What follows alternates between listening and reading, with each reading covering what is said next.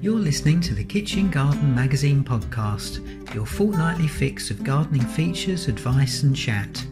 Subscribe and follow us now to never miss an episode.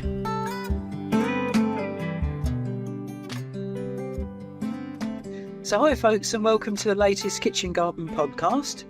Today I'm chatting to Becky Rolfe, who's founder of Community Allotments and driving force behind Hevingham Community Garden in Norfolk.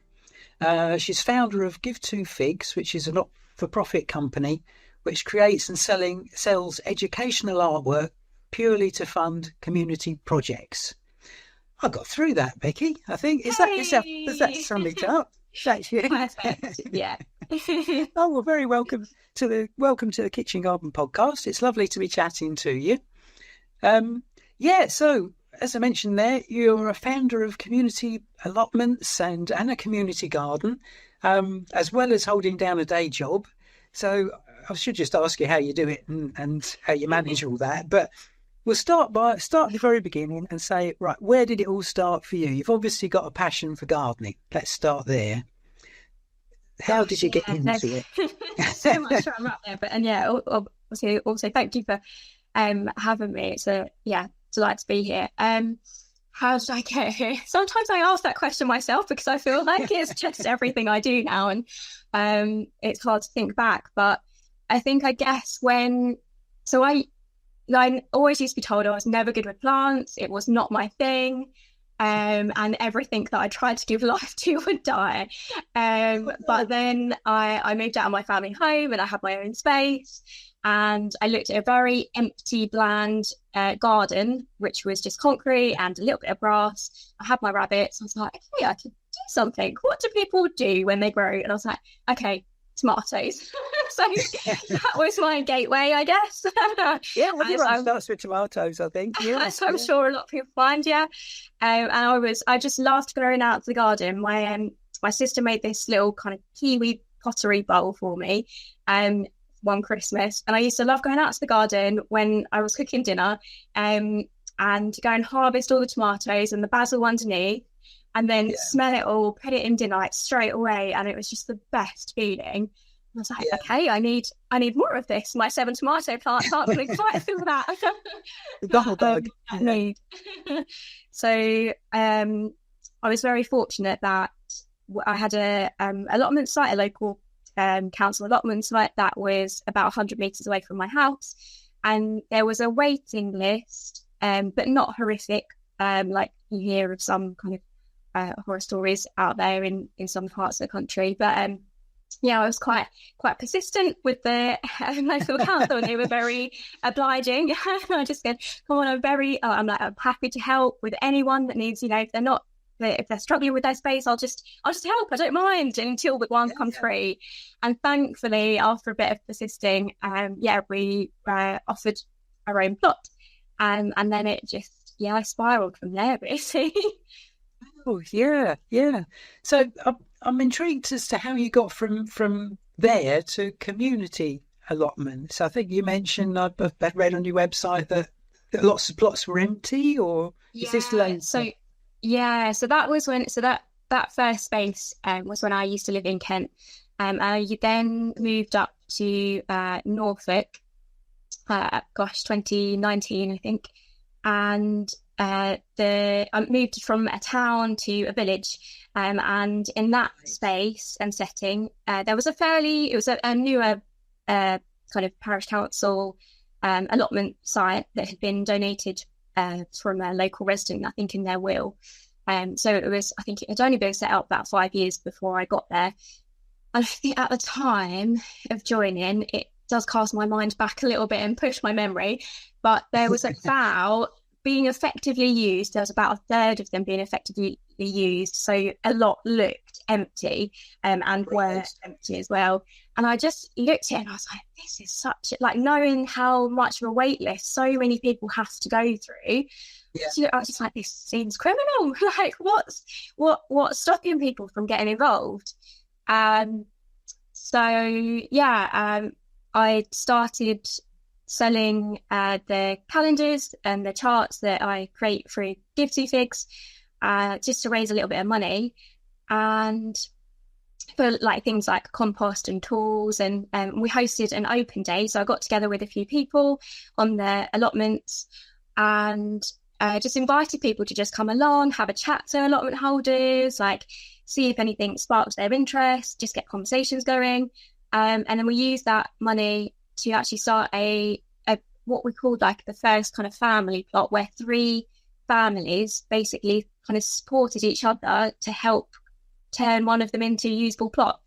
I guess that's where. I mean, you make it sound so easy, but you know, you're a new plot holder. You've just moved to this site.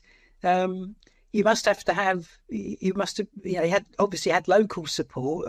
You know, the other plot holders and people around you were happy for you to start this project, and they were happy to help. Oh, they're just amazing. I think coming from a space where we didn't really kind of know too many neighbours, like everyone kind of kept themselves to themselves. And I think I entered like this community of people who were just so open and kind and just really lovely. And I was, just really inspired by everyone's kind of passion, but also the opportunity that was there. So they were just very supportive, and I couldn't have done it without their help, really. Yeah. Oh wow! So and you mentioned because I think you mentioned there Give Two Figs. So this is a company that you set up using your undoubted talents as an artist. I can't believe it. It's amazing. I couldn't resist getting one for myself. I'm going to be cribbing off of this for Kitchen Garden when I'm writing things. I'm going to be saying, oh, now what should I talk about this? Oh, yeah, Becky says July, it's lettuce or it's a kohlrabi, so I should be looking at this. But so, yeah, you I mean, obviously, say talented artist, so you've used your skills to raise money then to help fund this community allotment. Yeah, so that was, at the time, I guess it was very much kind of small picture thinking. It is still very, the spaces that we're supporting now at the garden, still very small scale. But I guess when I initially started, I was just thinking, right, I just need money, and I know that access to funding is sometimes really difficult to get, because it's just so in need everywhere. I just said, right, okay, I've got a little budget. I just need to raise a little bit. And then once we filled that space and we gathered that actually there is a lot more that we could be doing, if I sold more, we kind of just upscaled it, I guess. So we moved from the families all in the first space, all got their own allotment eventually, and then we requested 2 plots from the parish council to actually make a full community allotment. Right. Obviously, you got grant funds by that stage as well to help along with the calendar sales, and then and then that got full and realised that actually a more public space was needed, so that people could benefit anytime they wanted to and actually see it in a much more kind of like open space, if that makes sense. And that's when we started the community garden at the village hall. So I might have distracted completely away from your question. But, that's all right. No, that's fine. Yeah, no, we're going to get on to the other project that you've got, which also looks stunning, which is, as you say, the community garden, and I guess that's public. So where the allotments, it's purely for allotment holders. Yeah. So what going back to the community allotments you mentioned now. So now, as a result of what you've done, the site is full. As good as. As of a few months ago, it was full, and we had a waiting list. After a little bit of a change around recently, there is one space available now, which they're advertising, which we're hoping to fill. But yeah, it was amazing to see actually everyone come out, and it's a really mixed generational kind of feel there. Right. And it's a really special space, really. Now that you go down there and you just there's always someone about to talk to, and that's like willing to just stop and chat and share things. And it just feels, I think moving to the village and not really knowing anyone, and especially when COVID hit, I felt very lucky to actually be in a space where I could still connect and actually feel like I was part of the neighbourhood. Become part of the community. It must have been a big help in that way. Yeah. So what sort of things were you, it sounds like an obvious question, I suppose, but you were teaching people literally how to sew and taking them through step-by step? Yeah, so I was very fortunate during lockdown I was a part-time trainee at a local community market garden, East Hill Vegco. So I was there for a day and a half, and I would come away having learned loads of stuff. And then obviously I was fairly new in my kind of gardening journey, and I'd talk to the people that were using the space, families that were using the space, and be like, right, okay, I've learned this. It's like a hoeing technique or like a no-dig technique. And I was like, right, let's do it together. Let's figure it out. And equally they had their own ways of doing things, so we just tried and tested different methods. Looking back now, there's things that I've probably been like, right, okay, well, that wasn't the best thing to do maybe, but we've learned, and we know now what kind of, there's different things to suit all different situations and soil types, and obviously different things that you're growing, but I think the fact that we had each other to bounce ideas off of and just go in with a bit of an open mind really helped. And as you say, a lot of those people went on to take on full plots themselves, and presumably are still there and still happily growing. I mean, that's such an achievement. You sort of think, well, every plot could do with that sort of setup, couldn't it? Every allotment site, I mean, could do with that sort of setup, a teaching plot. It would be lovely to think that there's definitely more opportunities. I think there's a lot of projects as well. But the more you start talking about this to people, there's more little projects that you start hearing about and going, oh, they are there. They're just are so busy doing the work that they're doing, maybe. But it's great. That initial site, as I mentioned, led on to another 2 plots joined together, which was structured slightly differently, and is still to this day there. So that's divided into a quarter for a local childminder. So she brings her children that she has during the week and teaches them, and like their own kind of way, because it's very early years. That's when to get them. Really passionate. And so she says like the children there, they'll go back to their parents, and when she started that area, they'd go back and invite they'll be like, Mum, Dad, can you come along, and I want to show you what I've grown. And then they'd go home and like start doing things at home. And then we've got an important bit of that space is actually we've got 2 by 1 meter beds for people to kind of like dip their toes into it. So they don't really want to commit to a whole allotment, but they want to maybe either connect to people or the space or give it a go. So we've got 2, 3, about 10 beds like that various different families kind of have, and they can just experiment and kind of get to see if it's for them, which is great. And then isn't it? Because a lot of people take on a full plot or even a half plot, and it's so daunting, isn't it, when you've not done it before? If you're starting from scratch, you haven't got a clue, you've got a packet of seeds in one hand and a spade in the other, and quite often on allotment sites it might be a pile of brambles and stuff in front of you, and think, where do I start? But this is the perfect way, isn't it? Starting small and then working up. And getting to know people as well, because like that's, I think, sometimes a big barrier for people. If they just know that they're within a community and they are supported, it makes such a difference. And there's the financial aspect as well. Like it doesn't cost anyone anything to be there and just give it a go.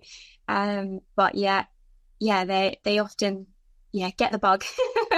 Definitely. Absolutely. But that I mean, after you've done that, you think, well, most people would stop there, but then you've also got involved with the community garden we were mentioning at the local village hall. So how did that come about?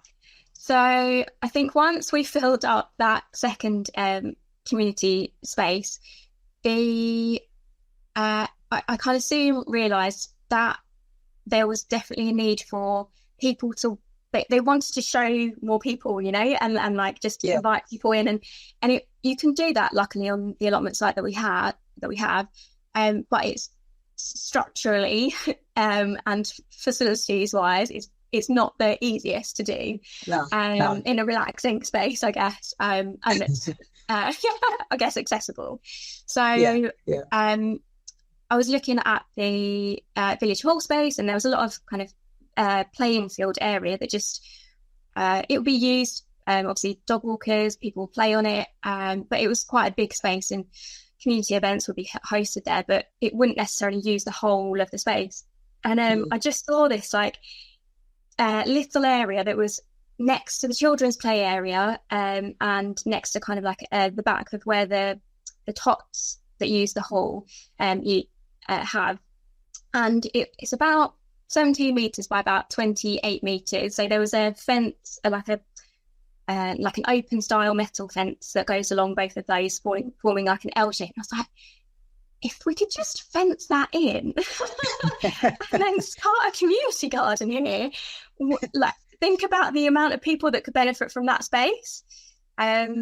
So yeah, it was just being prompted, I guess, and like inspired by everyone that was benefiting from the other spaces, and actually seeing the willpower and the want there from people to come together to make a better space. I was like, right, okay, let's just go and do it, and let's like, what's the worst that can happen? But again, you found the community were largely behind you and wanted to help. I think it really helped having built from smaller projects that had worked and demonstrate that they had worked, that it kind of built some trust there, and I could demonstrate a want and a need for it. So when I went to the parish council with this crazy idea, I was just saying, would you I'd be open to this idea. Don't worry, you don't have to fund anything, because I know that funding is difficult. I'll figure that out somehow, and we'll make this work. Trust me. And thankfully they did. I had the support of the parish council, and it's just been amazing. Like, you just dig it up and carry it. Thankfully, not so much digging. But definitely in when we were putting the fences in and the pathways, so it's a lot more structured so that it's as accessible as possible. And for the longevity of the garden, we tried to think about whatever infrastructure was going in there, that it would be it had longevity in it.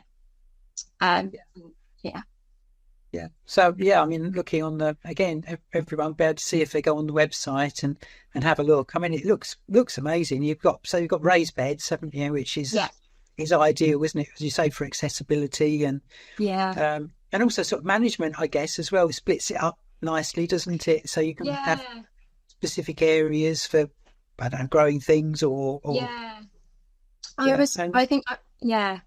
sorry. I think I was really conscious that is a public space, and it needs to be. I was kind of conscious that obviously part of the kind of ethos of gardening and like growing your own is to kind of reuse natural resources and kind of make do with what you have. But I did have like this thing in the back of my mind. I was like, I need it to be safe because it's going to be publicly accessible 24/7.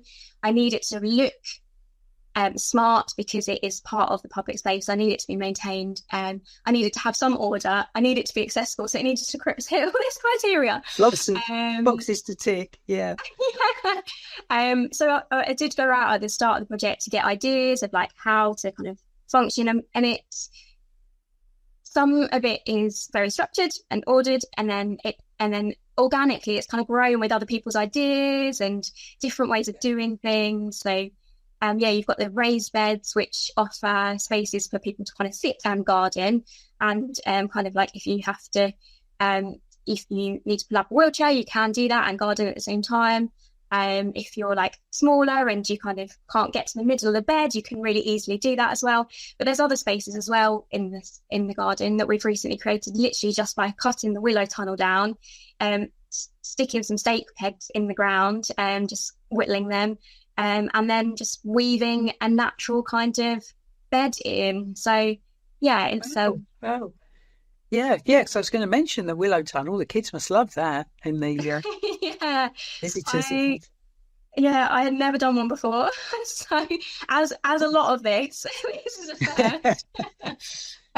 So we are all learning together in this, but yeah, it was one of the first projects that we did in the garden once the fences had gone in, was create the willow tunnel. And it was an amazingly therapeutic session, kind of sticking the willow rods in the ground and then crossing them over and seeing this massive structure come out of just a bundle of willow. And then as the year progressed, it growing into its own life form. And then like now in the heat, we like, for example, this Wednesday just gone, I've got a gazebo that I kind of like a pop-up gazebo that I pull out, but sometimes I don't have the energy to put it up every week. But so this week the sun caught us out and I hadn't put the gazebo up, but we had the willow tunnel, so we took a break in the willow tunnel, and it was just in a different environment altogether. It was cool, it was just calming, and we just sat and like shared some fruit in the willow tunnel. It's like so it's a great space.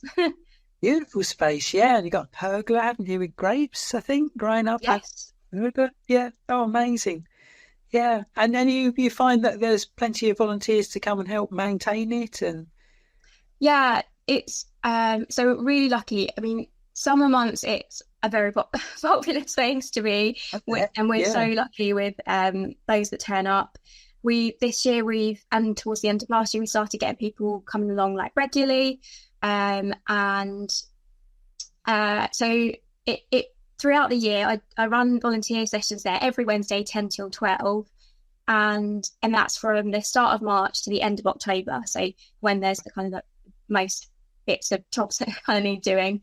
And it varies through that time of it. Sometimes in the early sessions and the later sessions in the year, it can just be myself. Not very common, thankfully, now that is, but normally now it's like minimum of like a couple of people turn up to the week before last we had 24 people turn up, and it's I mean, it's it's a relatively small village. I'm guessing it's a relatively small village. I mean, that's amazing, isn't it? Yeah, it's fantastic. Like, people will turn up one week, discover it, do a little bit of kind of things to help out, but also things to kind of just be attuned to, like bug hunting, just actually figuring out what the garden is bringing life to is really important. Finding out different things that they like, and then next week they come back with their like relatives, or they'll bring a friend along, and just seeing that kind of that enthusiasm and that want to learn. And then they'll come back. If we did a bug hunt, it was like a newt and toad home last year, because we found newts were like nesting in or like using it as a kind of hibernation place. We've built a actual kind of home for them, and then the families that came along and helped do that, they all came back and said, "Oh, we've created one in our own space!" Like, oh, brilliant! So it's just like little things like that. It's just touching, What sort of things do you grow there, and who decides what you're going to grow? Because I think, do you give some of the veg to food banks, or you invite people to buy the veg? Yeah, so at the moment it's all grown naturally. It's all given away for free. But how we decide what to grow is a kind of a mixture of what people are keen to grow. That comes along. Salad, we find, is a massive big buzz for people, and of all ages as well. The amazing surprise that we get is younger people coming through and go, "I don't like salad. Like, what is that stuff?" They'll come along and you'll show them about the kind of life cycle of the plant and how to harvest it, and then they see other people eating it, and they're like, oh, okay, I'll eat it, and they're like, oh my god, I love it. So salad is a big thing, and I think going back to what you say about like what is produced, we've got a big thing is for us is salad. The harvesting of the salad is just such a special thing for, I think, myself looking back, and like a community aspect, it's just coming together in a harvest or something is incredible.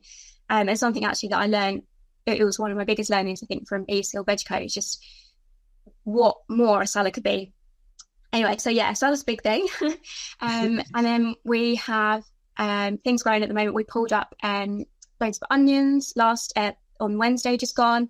We've got squash, courgettes, we've got beans, peas. A local Cubs group put in some runner beans, which are growing up over the pergola at the moment, which is amazing.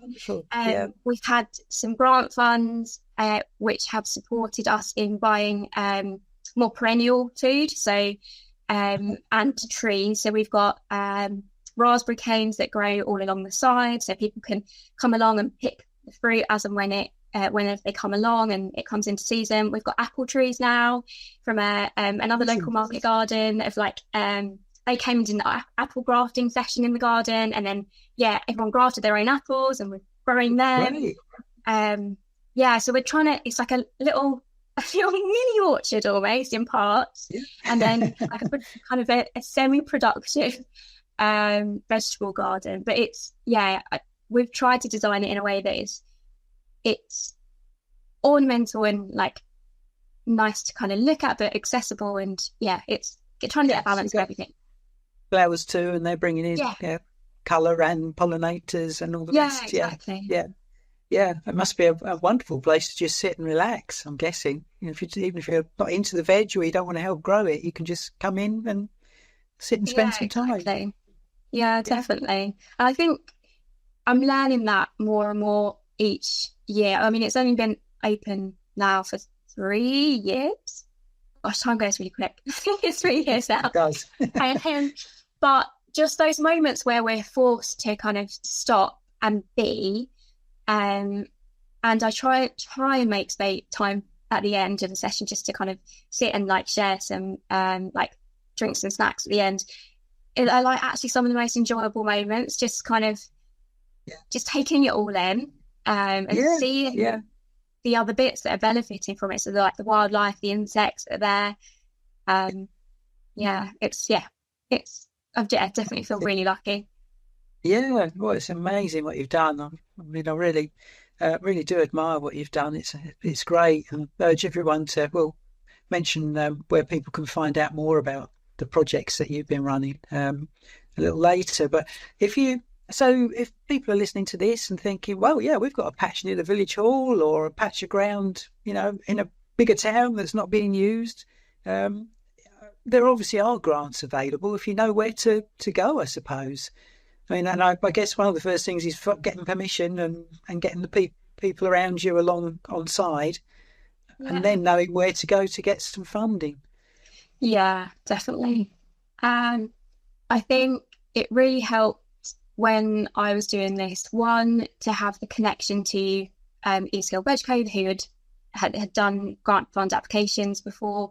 I had the support of somebody who had written grant funds for them as well, and that was a huge in. But once I'd understood how that system worked, I then was a bit more comfortable in actually applying to like smaller pots of money myself, and actually everyone all the different grant funds, I'd often maybe phone them up or drop them an email going, this is what I'm thinking about, is that something that you might support? And just having that kind of point of contact was really helpful and really encouraging. It kind of breaks it down a little bit more, not just having it made it a bit more relatable, I think. So I guess reaching out to other spaces that have had similar experiences was really helpful. And I think having a structured constitution, I was lucky enough to be able to set up ourselves as like a a company limited by a guarantee with kind of specific social purpose, which helped with grant funds. And the link to the parish council was quite, it was fundamental really in demonstrating that we have got the support and the permission of the land, obviously the landowner. I think all those elements together like really helped, I guess, start the project really. Yeah. Oh, amazing. And so what are your plans for the future then? More community gardens or just surely you've done enough. So when I started this, I was thinking, right, so I'll start this one this year. Next year I'll do this one, and then next year I'll do this one over here. And the reality is it takes a lot more work than that. And it has been an amazing process, and I don't wish it away or wish it had gone any differently. But I do hope in the long run that I can grow Give 2 Figs as like in its own right, to actually kind of sell enough products to actually be able to fully fund myself in work. Because at the moment I have to take time out of work to be able to run the space. And so I'd love to grow it in terms of its sales volume to be able to support myself and other people, maybe in an apprenticeship roles, anyone else kind of coming into that kind of area that wants to know more and get involved more, but through paid work as well would be amazing. And so once it's grown enough, then support other spaces. And obviously through that, I'd have to kind of step away from having a community garden. I wouldn't be able to step away completely because it's so important. Absolutely, I can't imagine my life without it really. But yeah, slowly kind of support the local community to actually run that space and kind of keep it going. And also help other spaces in the long run. But I guess now once you've built those spaces, then it's more maintenance then, isn't it? So that's it. So the whole thing changes direction, as it were. You know, it's been built, you've got the permissions, you've built it, you've got everyone interested, and then it's down to more of a maintenance thing. And people enjoying that space from year to year. Yeah, we definitely are learning each year what works best and what maybe doesn't work so well, and then you kind of just build on that and you learn so much. First year compared to this year is just you definitely get into a rhythm, and then as you say, it's kind of like maintaining that. Obviously different things will pop up at different times that you just have to I guess reach out to people and kind of ask for support, other ideas, together kind of make it work. Yeah, that's great. So people listening to this want to find out more about Give 2 Figs and about the projects that you do. Where's the best place to go? Yeah, so first place of call, I'd say our website, so give2figs.co.uk, and that's got pretty much everything. It's got links to where you'll find the charts. Your sister Hayley helps with as well. Yeah, so my sister Hayley and my partner Ollie are both graphic designers. Luckily for me, that's handy. With all their work I put their way. But I do the watercolors, they do the designs, and then we create the products that we sell. And all the profits go back into the garden spaces. But you can buy them through the website in our shop there. You can also buy them through Etsy, but I'm trying to come away from there a little bit because of obvious reasons. But and then our social media, I post a lot more pictures and a lot more about the actual community garden through our Facebook and our Instagram channels, which are both Give 2 Figs on Instagram and Facebook. And then if anyone wants to follow the garden specifically, it's Hevingham Community Garden. And there we just really focus on the garden and what we're doing. So if anyone wants to pick up any tips or if they want to share tips back as well, I'm always open to ideas. Yeah, definitely.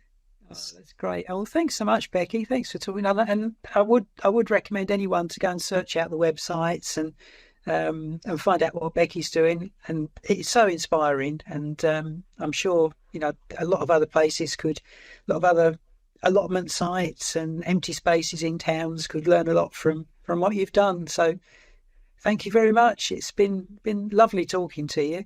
And thanks for all you do. It's great. Likewise, thank you.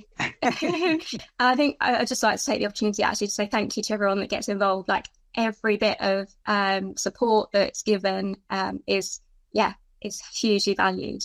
So yeah, anyone that's listening that's got in touch or been part of the project, thank you so much. It's wonderful. Well, thanks for talking to me, Becky. It's been a real pleasure, and hope we can speak again very soon. Likewise, thank you. Appreciate it. If you've enjoyed this video, press the like button and also give us a comment to let us know what you're doing in the garden at the moment. And if you like our videos generally, it'd be really great if you'd subscribe to our YouTube channel.